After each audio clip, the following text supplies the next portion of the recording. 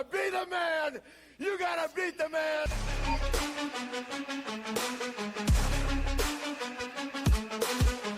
Shadows sleeping in the dead of night. I light the match, they fear my fight.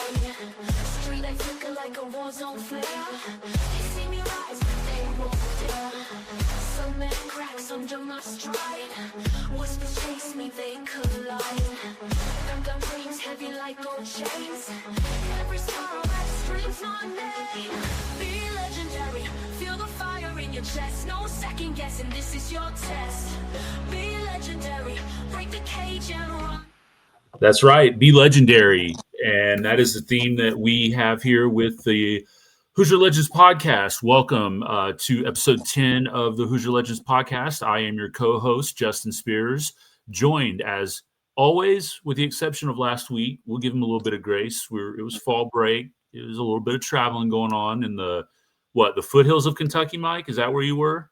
Yeah, I was in the Daniel Boone National Forest, so I'm not sure if that counts as the foothills, but way over on the east side of Kentucky. Yeah, that is. That's a little way back. You know, we were talking about this a little bit, you and I, having some family from down there, Harlan County, Kentucky. I've got some family on Del Hollow. I know that's a beautiful country down there, so I hope you were able to enjoy a little getaway and some family time and some R&R and all that good stuff. But it's good to have you back. Welcome. How's your week been so far? Week's been good. I think it's always hard to come back after fall break. You know, the kids are kind of not in the groove anymore. They want to stay up late. You know what I mean? So, but, you know, we're getting back to it. Week's been good.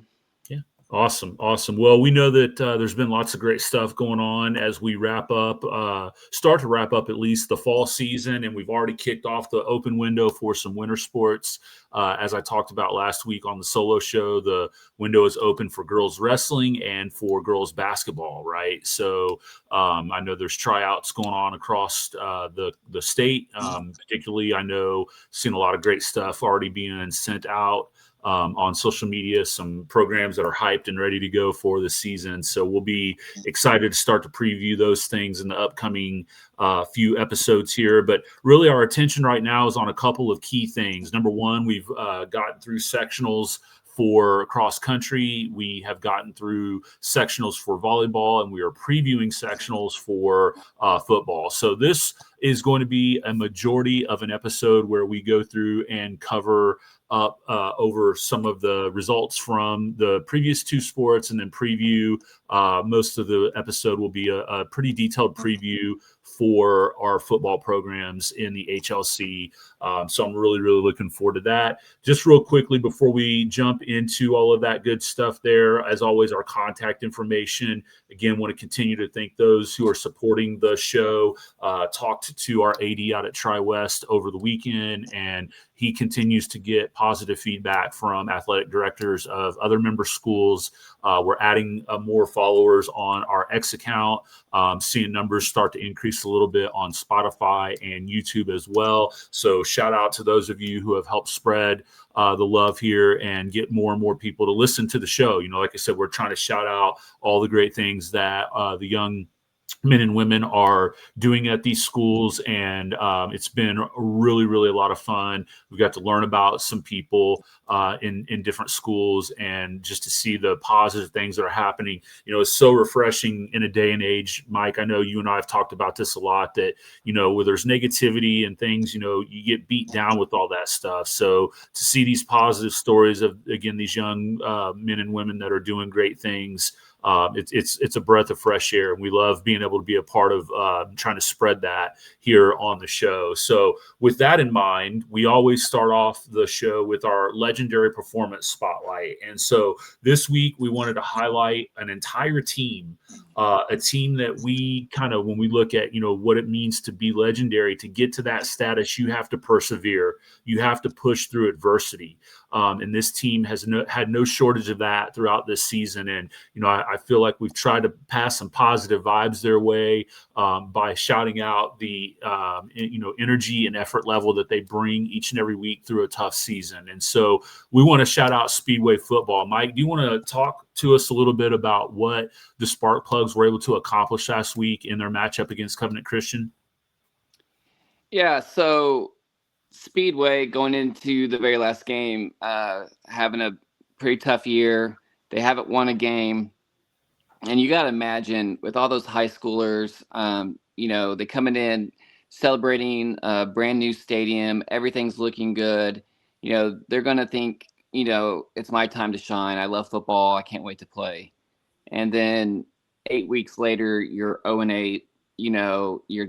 You went through all those hot practices, coaches getting mad and upset that you're not running the right plays or your form is off. They're getting upset because they're losing. They're hearing pressures from the parents. I'm sure the AD had a conversation with them. Hey, what's going on? What's happening? And for all of that, you had to look internal of what is happening. What am I doing to get better? What am I doing to help this team get better? And you talked about just now, we saw a little bit here and there that Speedway was a good football team. They just didn't have that one play here, that one play there to get them that win. You look at the scores and it's like, no, they got beat pretty soundly a lot of times. But if you look up to halftime, they were in a lot of those games, and then something in the second half, the other team found a weakness or an interception here, fumble there, and they end up, going down. But this Friday, they were able to get a 40-0 win over Covenant Christian. So all that frustration, everything that's been happening finally went their way to the tune of, what do we count? 4 interceptions for the defense, right? Some players, it's hard when you look at stats to really point out who was the player of the game, who's the one that really propelled them to victory, because I think oftentimes people forget about, the 5 guys in the middle, the offensive line, or the 3 or 4 guys in the defensive line who are clogging up holes, making plays that people don't really recognize how hard they're working and how key they are to, getting a score or making sure that their running back gets a first down.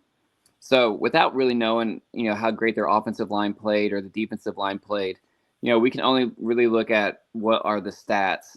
And it looked like, their senior running back, Mamadou Diallo, had 137 yards rushing and 1 touchdown, while their junior, Mazad Ishoa, had 2 touchdowns and an interception. The defense came in and shut them down, only allowing 16 yards rushing for the whole game. It just seemed like it was a team effort that finally said, we are going to play as a team. We're going to play as one unit. I know it's kind of a cliche, but, they did it, and they won 40-0. And I'm going to tell you right now, I'm a spoiler alert here. I'm saying this isn't going to be their only win, right? Ooh, They're going to right. go on a winning streak. First game of sectionals against Crawfordsville. They're going to win again, right? They've got that momentum. They got that win in their pocket, and I guarantee they love that feeling. I know all the coaches are hyped. The players are hyped. I feel bad for the Athenians. I see another 40-0 win over Crawfordsville. So congratulations to our legendary performers, Speedway football. Awesome job. Way to keep your heads up.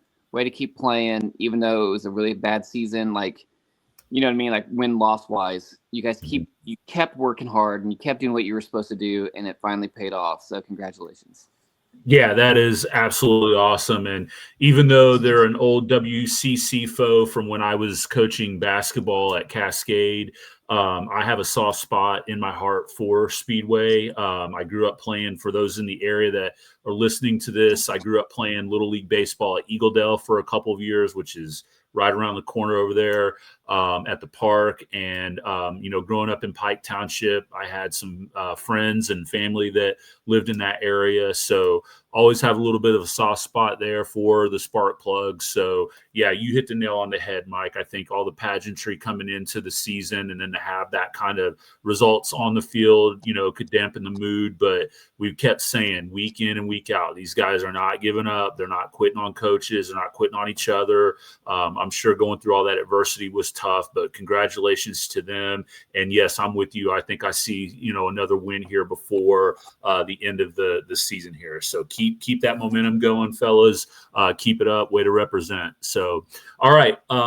We look at our conference standings. We're all up to date there. We've covered that now, having finished up with football. So what we're going to do at this section of the show, where we normally, if you follow along with us, you kind of know how we go through on this section of the show.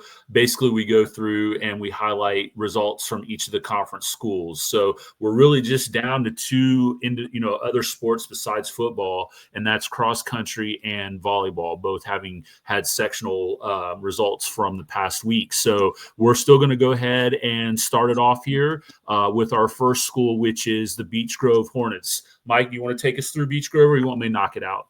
No, I got it. I appreciate it.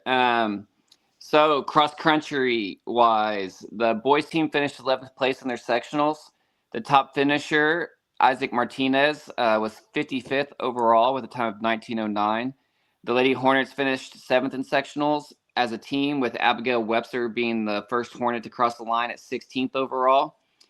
She was followed closely by Aaliyah and Lila Muffler, 20 and 22nd respectively. So, three runners in the top 25, that's awesome for Beech Grove cross-country ladies. Congratulations. And I think we're all throughout here, Coach, unless I'm wrong, we don't have necessarily regional qualifiers unless they were posted. But I don't know if we actually mentioned any of them.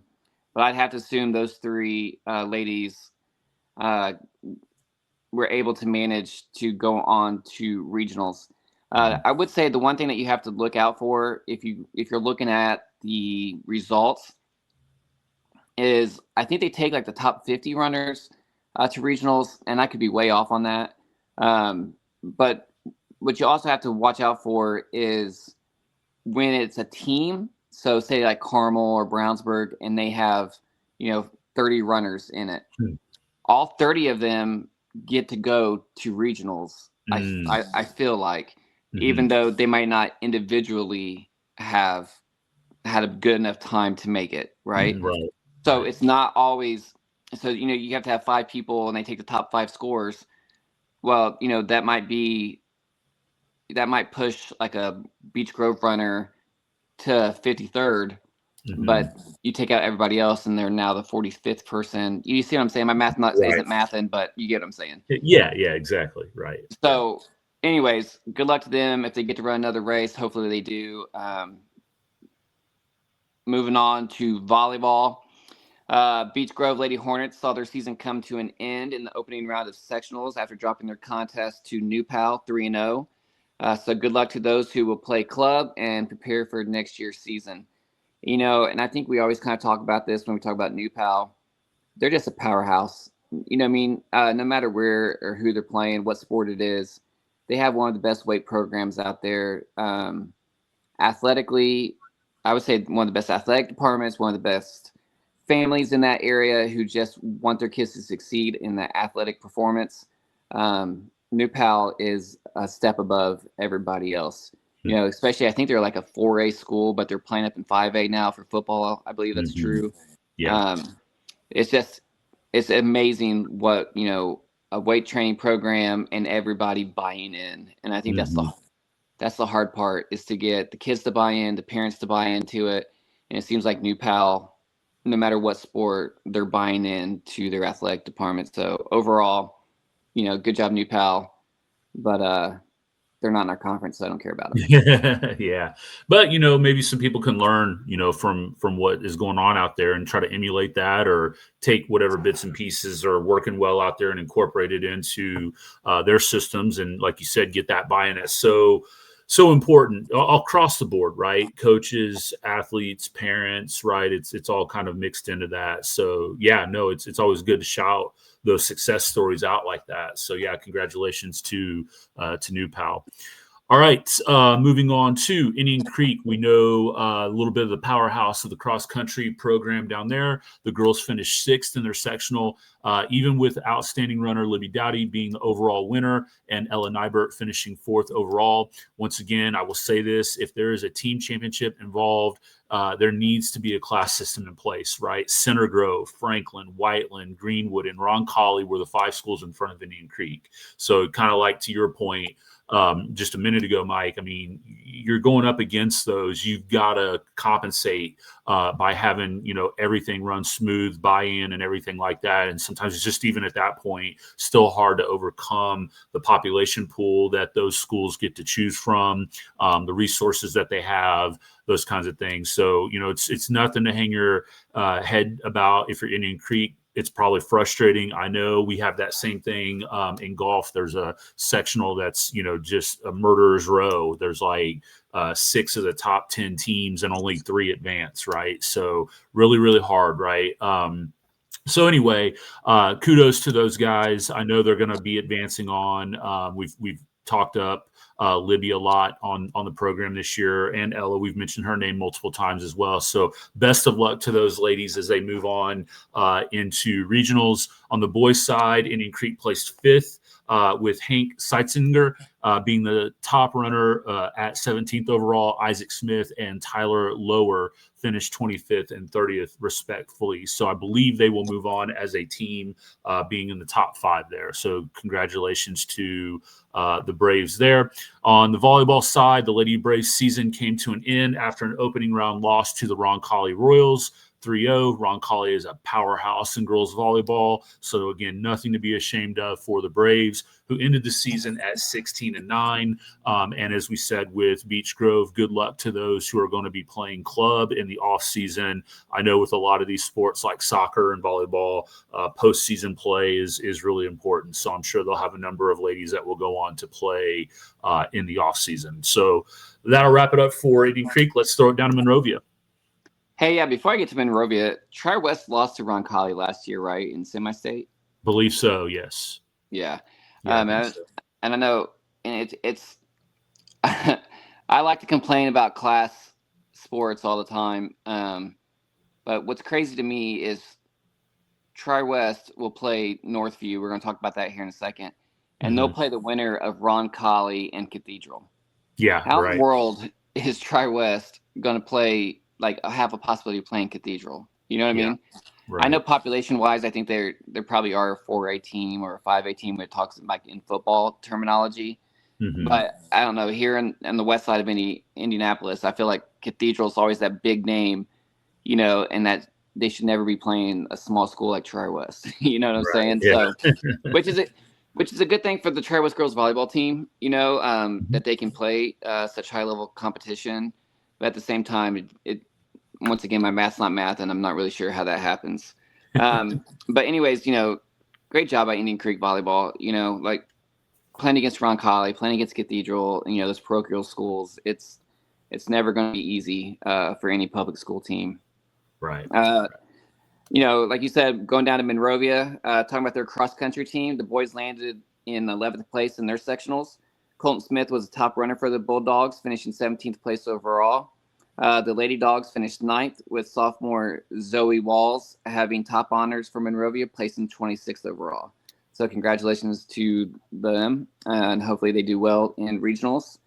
Looking at the girls soccer program, after winning sectionals, the Bulldogs took on number 1 ranked Oldenburg Academy and lost in that first round of regionals. In this match, senior Nellie Staniford, who we've mentioned multiple times, talking about Monrovia's soccer, she's obviously one of those standouts that I think we both can say is probably going to be an all-conference player. She scored the lone goal, and with that goal became the all-time season scoring record with 64 goals. The senior class ended with 64 wins, 4 sectional championships, and 2 conference championships over these last 4 years. And that's one of those great, great classes that will be talked about, that Mhm. 2026 class, and how great that their seasons were in soccer. That's not easy to do. So congratulations to all those seniors. Hopefully a couple of them are going on to play college. And if not, come back and contribute to your school and do great things, because soccer is not easy. So, those girls are just phenomenal people. Mhm. Being able to put up with that for 4 years of all that running cross country with the ball. Right, yeah. Uh, and then finally, we're talking about Monroiva volleyball. After defeating Park Tudor in the opening round of sectional play 3-0, the Bulldogs dropped their second round matchup against Covenant Christian 3-1. The Bulldogs end their season at 11-21 and turn their attention to off-season work.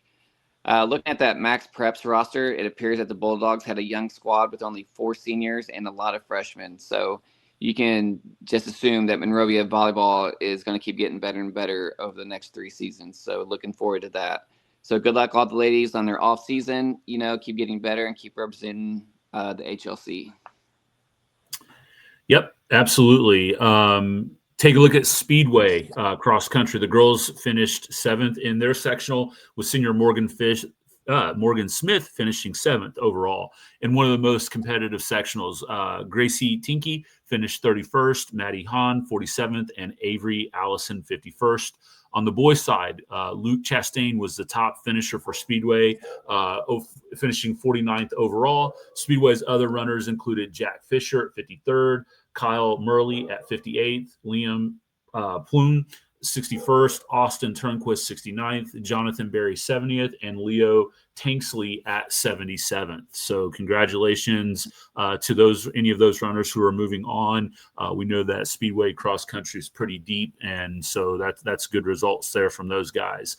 Volleyball, the ladies Spark Plugs dropped their opening match of sectional play against the Edgewood Mustangs. So again, good luck to the ladies who play club and are working out for next year. Just keep plugging away, and good things are going to happen. I know it's hard to say that when you've had a tough season like we've talked about earlier, but just keep the faith, persevere, keep working to get better, right? That's all you can do. You can't drop your head and mope and pout and, point fingers about everything. You just got to get in that gym and keep working. So good luck to the Spark Plugs there on that. So we'll throw it over here next to the Tri-West Bruins.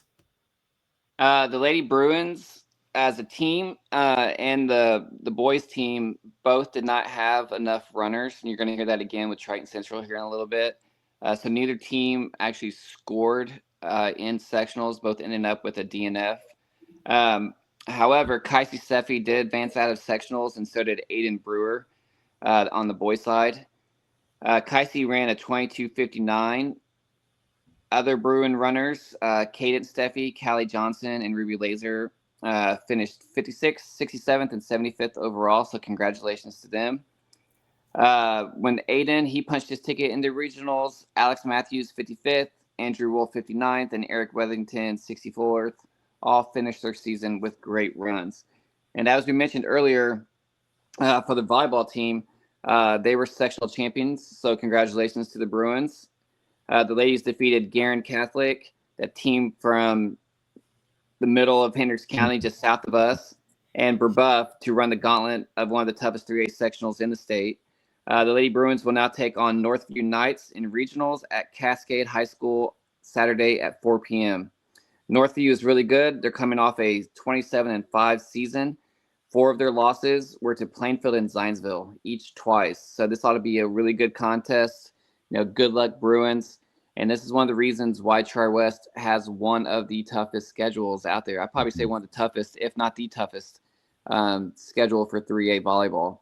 They go out, they play teams from Illinois. They're always in other tournaments that have bigger schools, really good, deep programs. They play Carmel, they play Cathedral, just to get them prepared for sectionals and regionals. So we're going to see if Coach Pageant was right on scheduling that and see what happens. So good luck. Yeah, absolutely. Way to represent the HLC with that sectional win as well. So good luck to them. All right. The Triton Central Tigers cross country, as you mentioned, both boys and girls did not have enough participants to record a team score. However, sophomore Max Tupper was the best runner of the day for the boys, and freshman Audrey Morris was top for the girls. So congratulations to Max and Audrey. And then likewise with the Lady Bruins, the Lady Tigers are sectional 43 champions after defeating Eastern Hancock 3-0, Cecina Memorial 3-1, and Heritage Christian 3-1. So extra kudos to them for knocking off a couple parochials along the way in private schools. So good job there, Tigers, way to represent. They will now take on Northeastern Knights. So you got Tri-West taking on the Northview Knights. Triton Sisters take on Northeastern Knights, also Saturday at 4 p.m. So that contest will be played at Morristown. So you East Siders, you kind of know that lay of the land out there. Get out there and support the Lady Tigers as they continue their season in regional play. So good luck there. All right. That does it for our school updates.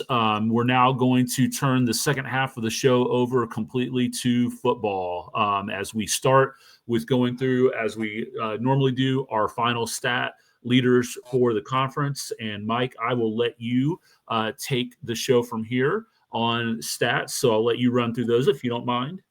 Yeah, awesome. So when it comes to the end of the season, I kind of mentioned it earlier. We're going to be waiting for the all-conference teams and how that gets separated. But, just looking at stats, this should kind of give you a heads up on who we're thinking are going to be the all-conference players. And since this is a new conference, I'm not sure. I talked to our AD a little bit today, but I don't think we actually talked about exactly how the all conference is going to be played or picked. I kind of like it when the conferences, especially when it comes to football and baseball is probably the same way, where you go by position and not just by players, because then all of a sudden it's just the quarterbacks or it's just, the defensive backs or linebackers who are doing really good things. And we're forgetting all the, linemen who, work harder than anybody else out there. And they typically, don't get all the recognition that they deserve. So we'll see how the HLC does it. If it's just going to be one quarterback, and then a couple running backs, the 5 offensive linemen, all from different schools, or if it's going to be, 5 kids from this team, 6 kids from this team, who everyone considers to be the best football players. We'll see what happens.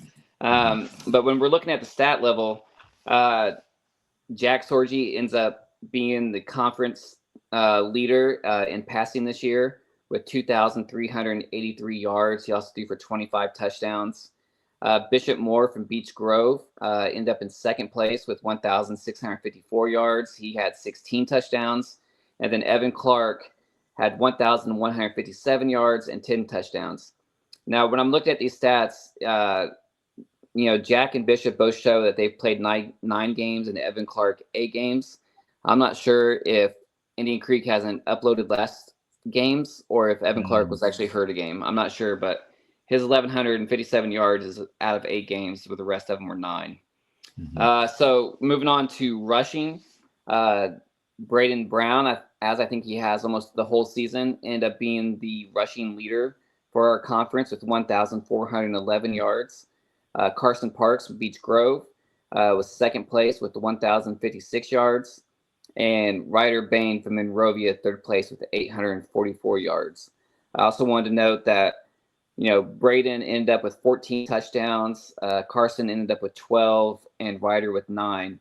And Carson, got his 12 touchdowns and 1,056 yards off 8 games as well, or instead of the 9. So just want to put that out there as well. When you talk about receiving, 2 Tri-West kids were first and second. Carter Cummings with 838 yards. And Jack Scarver with 650 yards. And then third place is Tenari Woods with 588 yards. And as a preview of what we're going to talk about here in a second, Tenari Woods is still giving Tri-West defensive back nightmares, I'm pretty sure, from Friday night. He was unbelievable. Moving on to defense, Beech Grove's Franklin Weinbrenner ended up leading the conference in tackles with 104. Gage Tolan from Monrovia, second place with 93. And Abe Haste from Tri-West ended up with 90 tackles on the season. So that's amazing for all three of those guys. So congratulations.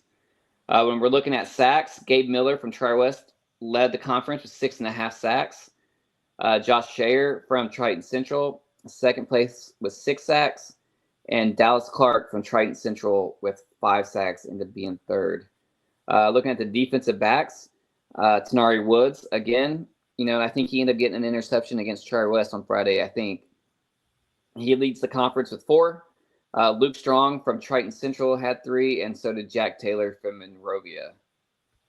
And then we move on after the stats to how we ended up overall for the whole season record for the teams. Triton Central ended up having the best record overall with an 8-1 record. Indian Creek and Tri-West and Beech Grove all ended up with 6-3 records.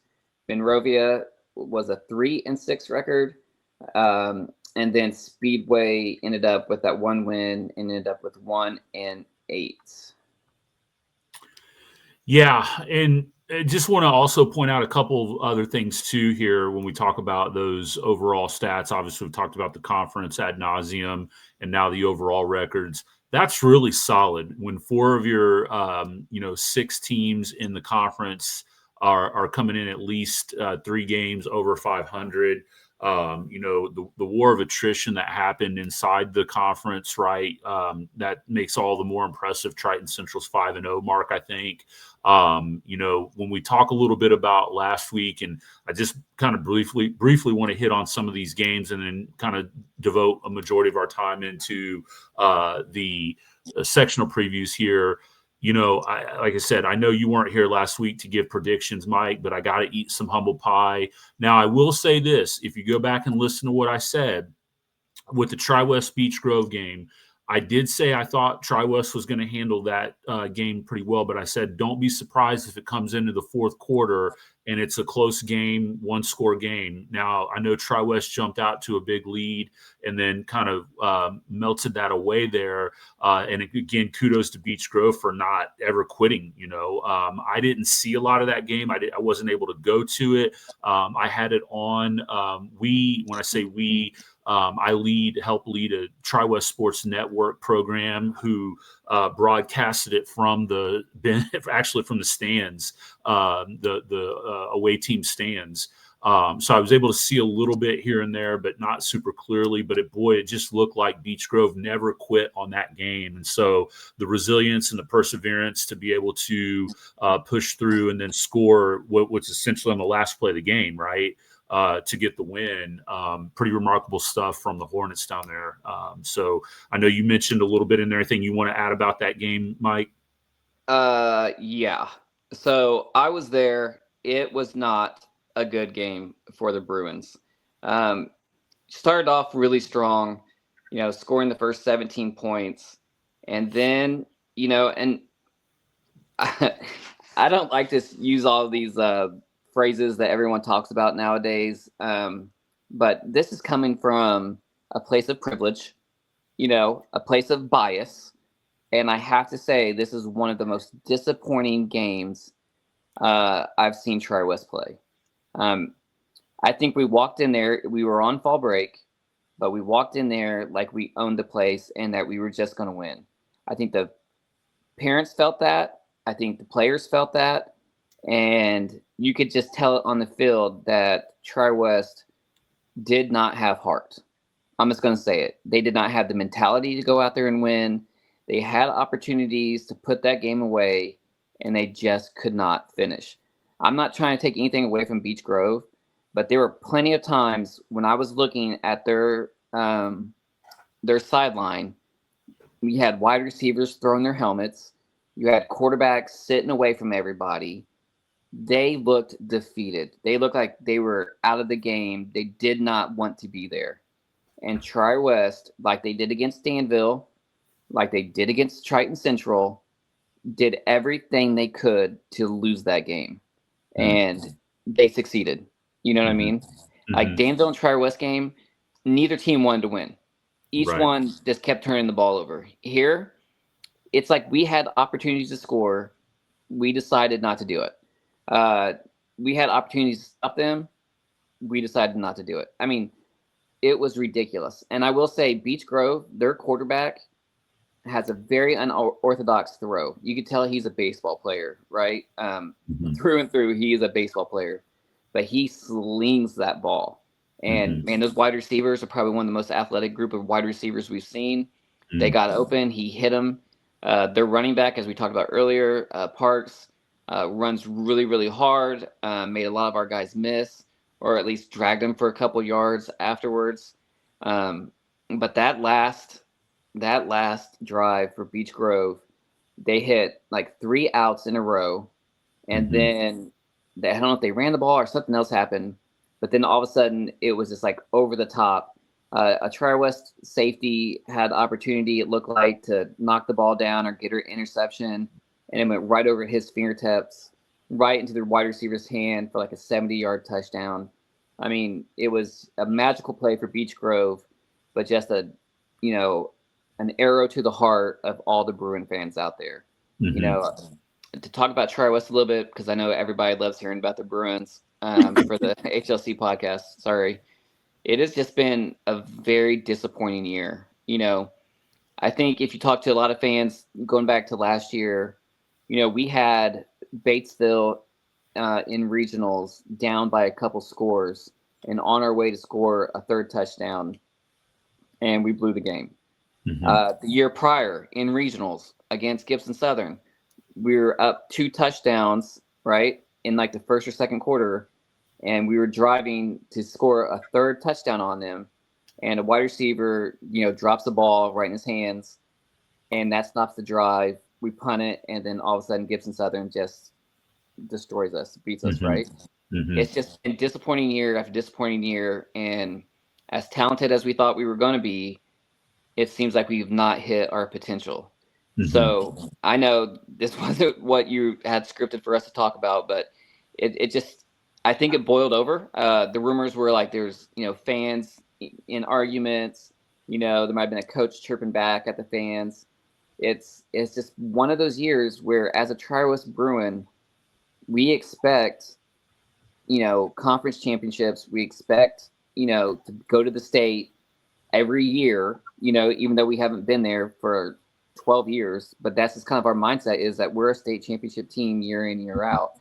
And so when you have games like this, it is just frustrating. And the whole, we're one of those towns where the whole town feels that loss. So it's, it just hits a little bit different for Tri-West football. But, Beech Grove, they kept playing. I didn't really like some of their coaching decisions. I felt like they really stuck with the run because they know how good Parks is. But they're throwing the ball. They could have just thrown on us all day and probably put up 42 points on us. That's just the way I felt as I was watching it. Because, their quarterback was just killing it, and their wide receivers were getting open. Now, they dropped some easy passes, So, I'm not their coach. I haven't seen it all season. But it just seems like they could have just went away with this game. So I think it's probably why he had some frustration on the sidelines, is because they know if they would have caught the ball or if a pass would have went another way, they could have scored. But, man, it was just 17-0, and then all of a sudden you lose that game. And twice, Tri-West had the ball within the 5-yard line and didn't score. So that's a lot of heart for Beech Grove, being able to, put that goal line stop in. But as a Bruin fan, it was just like, what is happening to us right now? And I think a lot of us are just worried about, sectionals having Cascade second round. I know we're going to talk about that here in a little bit. But when we have, we're playing West Vigo, who's 0-8, and Cascade is playing Indianapolis, Washington, who's won 2 games. So I think both schools are kind of going, this is going to be a win, first round sectionals, going on to play each other. The way I see Tri-West playing, Cascade is going to do what they've done to everybody else and throw 42 points up on us. Yeah. I know, like I said, I'll apologize one more time of just, talking about my frustrations with Tri-West football this year. But, man, I thought we had a really solid team, and we've just kind of circled the drain a little bit here. So hopefully Yeah, Coach Ward and the boys can get it back together. You know what I'm saying? You still got 2 weeks, right. but Yeah. I think Yeah. it's just a big kind of depressing moment right now for the Bruins. Right. Well, yeah, and I guess I would say, I'm not pushing back in any way, shape, or form, but maybe like to elaborate or like clarify a little bit. 6-3 is a good mark, right? I mean, that's a pretty good. You play a pretty decent non-conference schedule. The conference was pretty competitive across the board. I think, kind of maybe echoing what you're saying, is those 3 losses, right? Going to Triton Central. Or having Triton Central come to us, first game, new rivalry game, trying to establish. We had a lot of opportunities to try to win that game, didn't do it. Obviously, you kind of throw out the Chittard game, but then this loss really stings. So 2 of those 3 losses, definitely sting, and I think they even kind of maybe exposed a little bit of some of the weaknesses that this team has. Because I feel like every time I have given a prediction for Tri-West, quite honestly, even though we pick them a lot, it's not because we're being, at least on my end, and I know this is probably for you as well. It's not like we're being homers. It's just like I'm always saying, like, I think what this comes down to is who's the best player on the field, right? And I mean, we talked about, right, what Sorgi brings to the field. He's a leading passer in the conference, 25 touchdowns, hits a lot of different targets, running game's adequate.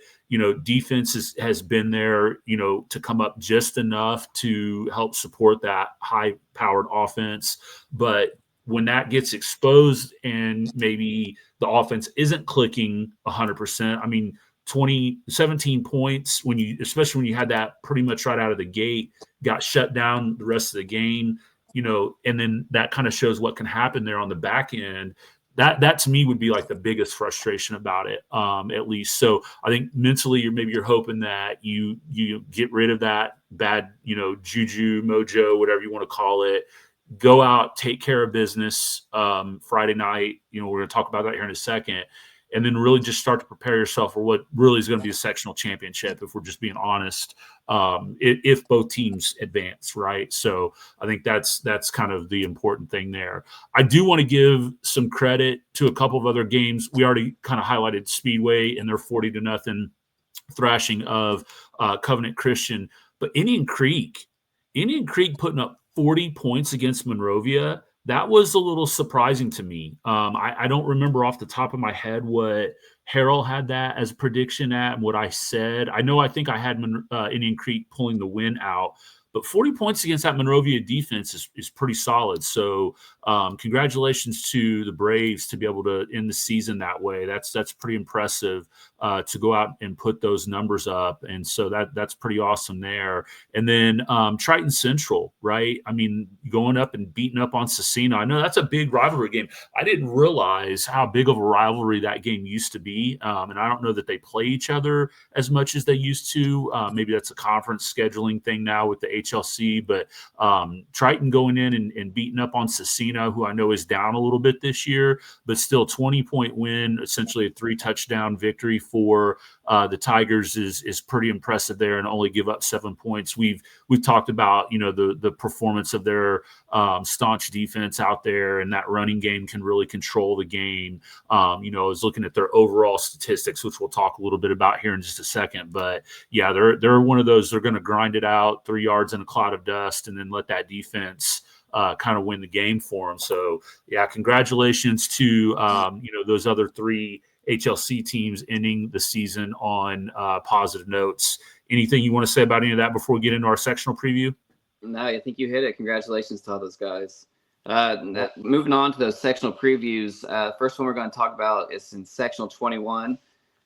Beech Grove is going to play Richmond at Richmond. Richmond's 3-6. Beech Grove is 6-3. Sagarin has this game, Beech Grove, 38-17. And the way Beech Grove has been playing, I 100% agree on this one. This looks like a pretty easy win for Beech Grove. The Hornets have to look at getting more going early and often. When he's firing on all cylinders, that team is so good and so athletic. They really got to make on it. They have a good run game, but the passing game to me is where they're going to make or break them with this game and moving on further into sectionals. What are your thoughts? Yeah, Richmond's 3 wins. You got 1A Monroe Central, 4A Marion, and 5A Anderson. Marion and Anderson, even though they're 4A and 5A schools, have a combined 3 wins between them, right? So the Red Devils are giving up over 38 points a game and only averaging 22. I think you hit the nail right on the head there. This one looks like it should be, if Beech Grove goes out and plays up to their capacity and ability. I'm pretty much in alignment with Harrell. I think they can put up a lot of points, and I think they can limit Richmond. I think a 38-17 number is probably pretty accurate. I don't see any reason to deviate from that. One note, the winner of this game will go on to face Yorktown, who is 7-2 on the season. So if the Hornets are able to move by the Red Devils, then they will face Yorktown, who looks like they've had a pretty good season. So one game at a time. So good luck to Beech Grove in that contest there. Moving on to sectional 29, you talked about it just a little bit ago. Tri-West Bruins 6-3 at West Vigo 0-9. Not much to say about this one. This has been a brutal season for the Vikings at 0-9. They haven't even really been close to getting a win. They had a 19-20 loss to North Vermilion at the start of the season. And I do want to inject something here real quickly, Mike. I think it's fair for us to criticize teams when criticism is valid, but I try to go out of my way not to say anything disparaging. These are young boys in some cases, young men in some.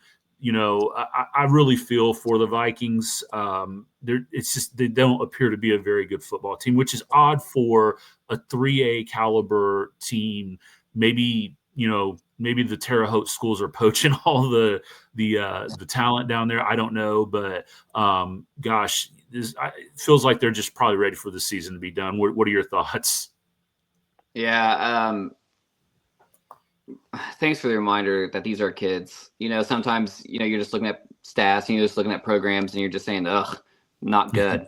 Right. I watched the film. I think it was against Sullivan.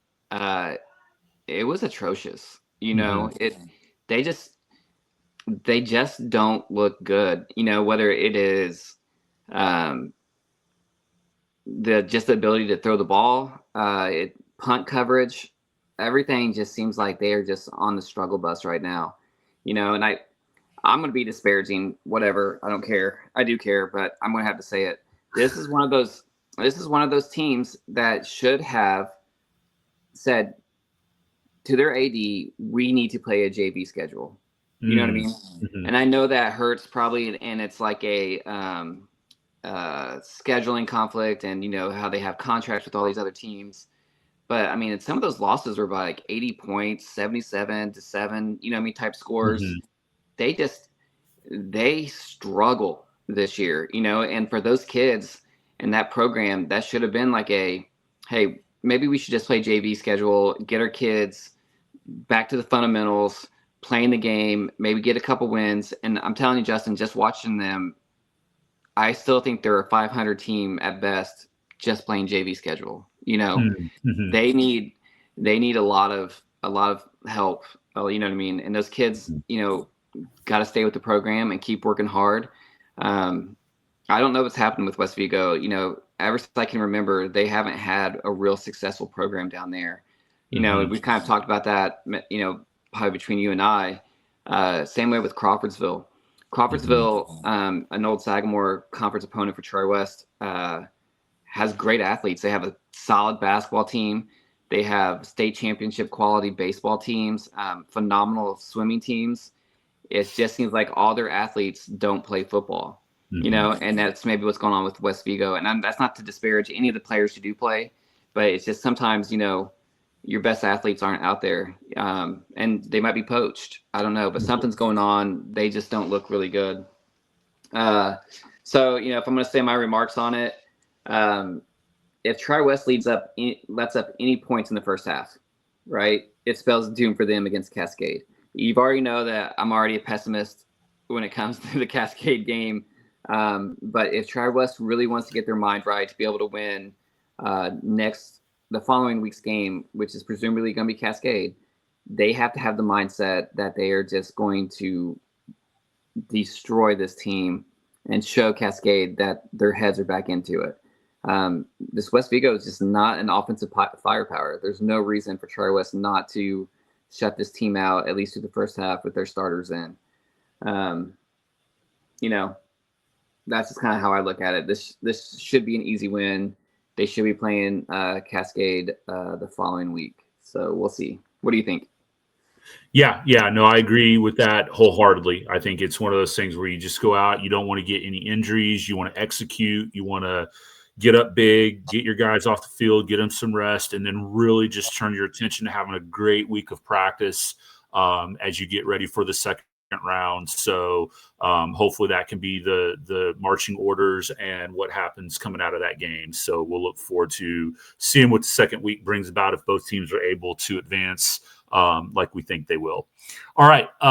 We mentioned this a little bit ago, or actually at the start of the program. Speedway at 1-8, at Crawfordsville 4-5. You kind of see that. You go, oh wow, you guys were high on Speedway after just getting one win. Well, there's some reason to be. Crawfordsville, again, it's a familiar face, the old Sagamore rival. The Athenians, at 4-5, that's one of their best records in almost 17 years when they were 4-5 back in 2008. Unfortunately for Crawfordsville, those 4 wins were against some pretty weak competition. Speedway, as we said, they got their first win in dominant fashion against Covenant. They played a tough schedule, and maybe that's going to prepare them for sectional play. Getting a win in the opening round would be a nice way to build some momentum for next year. Winner of this one goes on to play Guerin and Hamilton Heights. So I really do think this one kind of is one of those where Speedway's riding high a little bit. You look at what Harold's put together, opponents' records, right? Speedway 52-29. That's pretty tough schedule. Crawfordsville's 41-40 record of their competition. So Harold's got this one at 31-28 in favor of Speedway. I like that. I like a 3 to 4 point win for the Plugs. Maybe a little bit lower scoring contest. Who knows? Those kind of games can either be super tight or the offense just blows the doors off. Either way, I do like Speedway in a close one. Yeah, and you got to remember, 41 of those wins, right? So their opponents have had 41 wins. That includes Cascade, who went 9-0, and Southmont, who went 8-1. At 17 wins right there, almost half of those wins came from 2 teams. So it's a struggling schedule for sure. To me, I've seen Speedway play. They have it. They put it all together against Covenant. They do it again, and it should be a cakewalk for them. They're a talented team. They need to put some good defense together to get this win. I think Crawfordsville overall is a weaker team. This should spring Speedway to the second round of sectionals. And, with 2 wins behind them, you never know what can happen against Guerin or Hamilton Heights. That win can lead to another win. That can lead to another win. They have it. They just got to put it together, and it looks like they're getting hot at the end of the season, which is when you want it. So good luck, Speedway. I'm rooting for you. Moving on to sectional 37, Monroiva 3-6 is going to Indianapolis Cecina 5-4.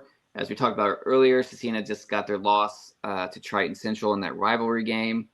That's a good team. Cecina 5-4 record, is kind of shortchanging kind of team they really are.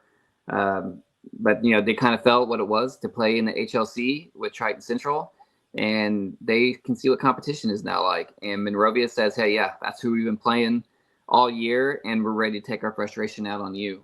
I think Monrovia should get this win. It's one of the tougher matchups that the HLC member has this first week of sectionals. If the Bulldogs can maintain the possession arrow, they'll control the game. If they control the game, they're going to get the win. If they have too many turnovers or 3 and outs, Cecina's got that opportunity to win. So control the ball, get your points when you can get it. Don't let Cecina have too much time of possession. And I think Monrovia is going to get this win. What do you think, Coach? Yeah, you hit it right there. This is a program that's in Cecina that's racked up a lot of wins in its storied history, mostly under legendary coach Ott Hurley. Now Dan Harris has taken over in his second season as varsity head coach. They did improve upon their 3-7 mark from last year, but they still seem to try to be finding their way. Again, like you mentioned, this is going to be the third HLC team the Crusaders have played this year, dropping contests to Beech Grove and Triton Central. The Bulldogs will have to lock down senior wide receiver Bryce Mathis, who's averaging 110 yards per game and has 13 receiving touchdowns. For the Bulldogs, we talked about their difficult schedule. This year is possibly a little bit of a growing pains for them.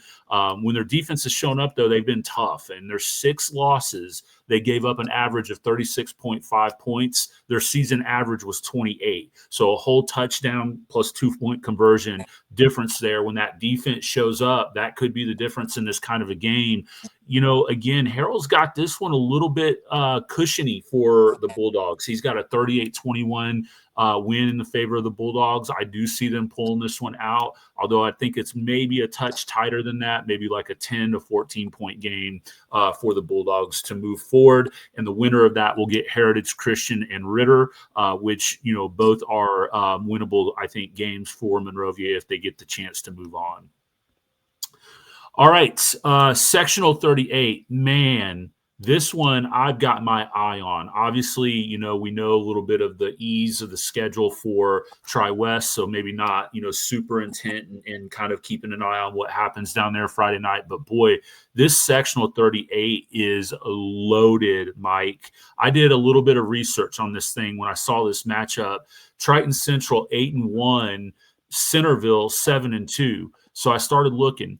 This sectional has Northeastern, Triton Central, and Winchester, who are all 8-1. LaPel is 9-0. Shenandoah is 6-3, and Centerville 7-2. So wow. The top part of that bracket has this matchup with Triton Central, and then has them taking on the winner of Northeastern and Shenandoah. So the winner awaits another 8-1 or 6-3 team here. So, wow, I mean, this is going to be a grind, and I'm really kind of excited to see who comes out of this one on top. This could definitely be one of those where LaPel at 9-0 could lose, pretty early in the sectional because it's just that competitive there. So let's talk real quick about Centerville. For the Triton Central folks, the Bulldogs come in with a recent string of success. Head coach Ryan Cole is 32-7 in his 4 seasons at the helm. However, they have yet to win a sectional.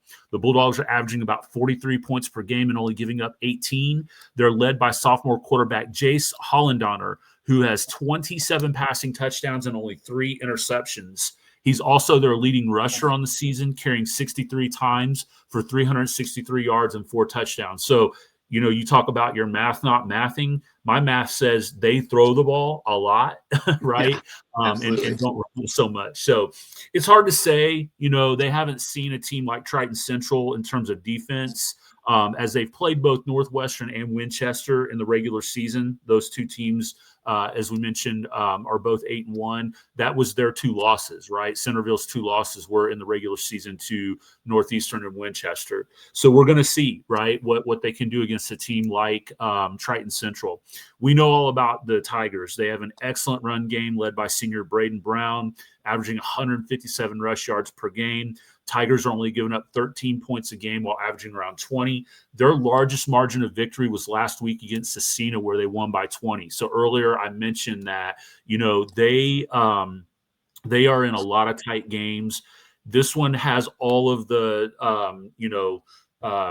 one side and the other being water and oil, whatever you want to call it, right? Opposites. I mean, this one's going to come down to what it looks like on paper. Can the Bulldogs air attack counter the strong defense by Triton Central, and can their run game keep Centerville's offense off the field? I'm a little surprised by Harold's prediction here, but I do think that the Tigers advance. Mike, what are your thoughts on this?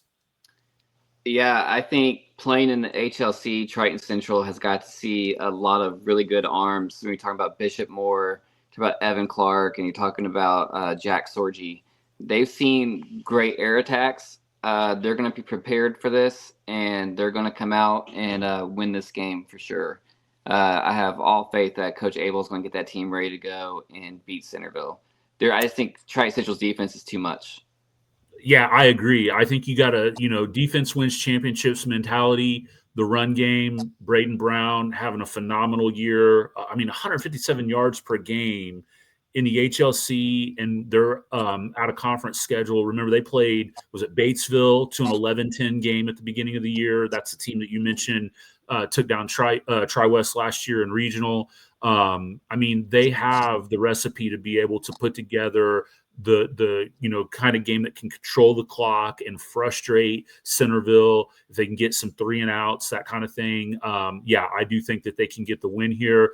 Again, Harold's got 31-21. Maybe, I think 31 points is a little high. I don't know much about Centerville's defense. I didn't look that closely into there. Like I said, averaging about 20 points a game. Maybe you get 24, 27. If you're Triton Central, you're probably thinking that's enough to be able to win that game. They hold, Centerville down even to 14 or 21 there. I think they're moving on. So that ought to be a really, really fun one to keep an eye on Friday night. And then if you're keeping tabs, the last team that we have yet to talk about is the Indian Creek Braves, and that's because they are the only HLC team to get a bye in their sectional draw. The Braves intersectional play at 6-3 and finished off the season with back-to-back wins after hitting that little 3-game losing streak there toward the latter part of the season. They will take on the winner of Owen Valley and Madison, and if memory serves me right, I think Madison's 1-8. I think Owen Valley might be 3-6. So should be a winnable game for whoever the Braves draw. And it's kind of nice to be able to recover a little bit with the bye week, get some guys healthy, work on some things you need to work on. And I'm sure they're going to be laser focused coming into their next game there when they will take on either the Patriots or I don't even know what Madison is. Do you know what Madison's name is? Not going to be in the playoffs long if they play Indian Creek. How's that? There you go. I like it. This should be Indian Creek should be playing for a sectional championship. You know what I mean? Yeah, That's just. I agree. I think they beat either one of these teams. Indian Creek's a really good team. It can go off at any time. So I don't quite remember, but I think I had them as going to win their sectional. I'd have to go back and look at it, but really good opportunity for the Braves to, add another sectional championship to their program. So get healthy, get ready, stay focused, like you said. And you guys should be playing for a sectional championship here in a couple weeks. Yeah, absolutely. 100%. All right. Well, Mike, I think it's going to be really interesting to see if the HLC can indeed go 5-0, which is what we've predicted is going to happen here. I like the odds across the board for all of these teams to be able to get wins on Friday night. Opening round of sectionals is here. I cannot believe we're already to that point in the season, but here we are. This ought to be a lot of fun. So we hope you've enjoyed the show. Like we said, we're going to start to preview some of our winter sports here in the coming weeks. We'll certainly be excited to come to you next week and recap the first opening round of sectionals and talk a little bit about what we can expect to see in round 2. So with that, as always, before we close, Mike, anything that you want to do to put a bow on this episode? I would say Tri-West ends up beating Northview in volleyball, plays Ron Colley in regional finals, goes to 5 sets, but Bruins take the win and are regional champions. Triton Central, I think they lose second game of regionals, but I'm hoping for them to get 2 regional championships for our volleyball program. So good luck to both squads. Yeah, that would be really awesome to see that happen. So, yeah, absolutely. Good luck to the volleyball players going into regional play, and good luck to football players going in. All right, that's it. Of the Hoosier Legends Weekly Podcast.